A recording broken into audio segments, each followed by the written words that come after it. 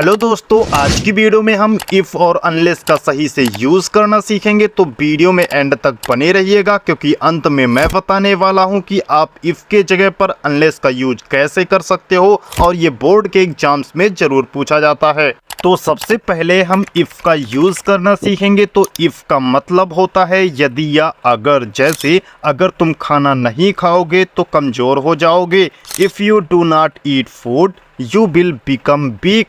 If you do not eat food you will become weak. इस sentence में अगर के स्थान पर इफ़ का यूज़ हुआ है। दूसरा एग्जाम्पल है, अगर तुम मेरे घर नहीं आओगे तो मैं तुम्हें पैसे नहीं दूंगा। If you do not come to my home I will not give money. If you do not come to my home I will not give money. इस सेंटेंस में भी अगर के स्थान पर इफ़ का यूज़ हुआ है। इसके बाद तीसरा एग्जाम्पल है, अगर आप यहाँ नहीं आओगे तो अंग्रेजी कैसे सीखोगे। तो इसका इंग्लिश होगा, if you do not come here how will you learn English.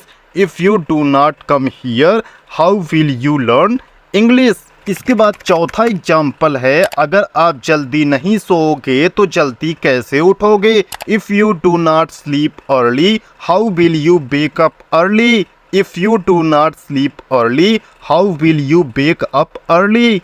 अब हम अनलेस का यूज़ करेंगे। तो इसका मतलब होता है यदि नहीं या जब तक नहीं। जैसे फर्स्ट एग्जाम्पल है, यदि तुम इंग्लिश ग्रामर नहीं सीखोगे तो तुम पास नहीं हो सकते। You can not pass the exam unless you learn grammar. You can not pass the exam unless you learn grammar. यदि तुम कठिन परिश्रम नहीं करते तो तुम उन्नति नहीं कर सकते। You can't progress unless you work hard. You can't progress unless you work hard. यदि वर्षा नहीं रुकती है तो हम नहीं खेल सकते। We can not play unless the rain stops. We can not play unless the rain stops. जब तक तुम स्मोकिंग नहीं छोड़ते तुम बीमार ही रहोगे। You will be sick unless you quit smoking. You will be sick unless you quit smoking. इस प्रकार हमने इफ़ और अनलेस का मतलब और उसका सही से यूज़ करना सीखा।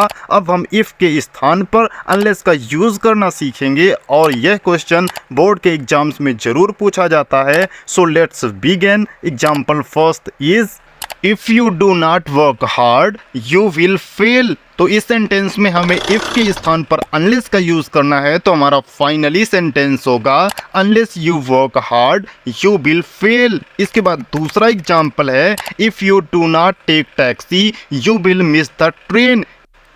इस सेंटेंस में भी हमें इफ़ के स्थान पर अनलेस का यूज़ करना है। तो हमारा फाइनली सेंटेंस होगा, unless you take taxi you miss the train.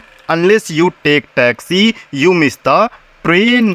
इसके बाद थर्ड एग्जाम्पल है, if you work hard you will succeed. इस सेंटेंस में भी हमें इफ़ के स्थान पर अनलेस का यूज़ करना है। तो हमारा फाइनली सेंटेंस होगा, unless you work hard you will not succeed. Unless you work hard you will not succeed.